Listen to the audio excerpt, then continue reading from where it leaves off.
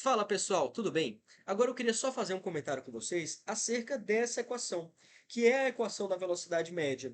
Então você sabe que a velocidade média é igual à distância dividida pelo tempo.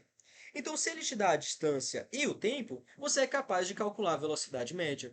A questão é que às vezes ele vai fazer umas brincadeiras e não vai te pedir necessariamente a velocidade. Às vezes ele pode te dar a velocidade e te dar o tempo, pedindo para você calcular a distância. Então essa expressão ela vai assumir uma cara um pouquinho diferente. Então quando a gente está falando, e anota isso, tá?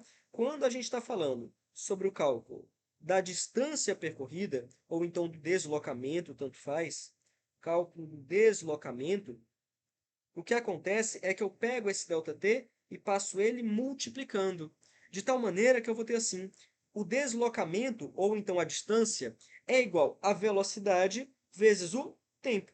Então é só uma outra forma de escrever essa equação aqui, mas que te permite agora calcular a distância. E aí a gente vai para um exemplo disso. O exemplo está aqui na outra página, mas eu vou trazer para essa.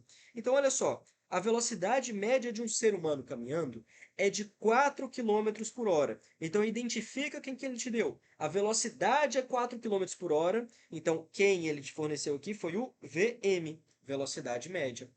Se Pedro caminha durante 2 horas, ou seja, durante um ΔT de 2 horas, qual é a distância percorrida por ele? Então, agora ele está te dando velocidade e tempo e pedindo para calcular a distância. Simples assim, então. Eu digo que a distância nada mais é do que a velocidade vezes o tempo. Qual é a velocidade? É 4. Qual é o tempo? É 2. Então a distância percorrida é 8. Eu estou trabalhando com a velocidade em quilômetros, desculpa, com as distâncias em quilômetros e com os tempos em horas. Portanto, a distância é 8 quilômetros. Simples assim. Essa é uma outra maneira que essa equação pode aparecer para você, pedindo para calcular a distância em vez de pedindo para calcular a velocidade. Mas não tem por que decorar. É só você sair daqui e chegar na equação da direita, tá bom?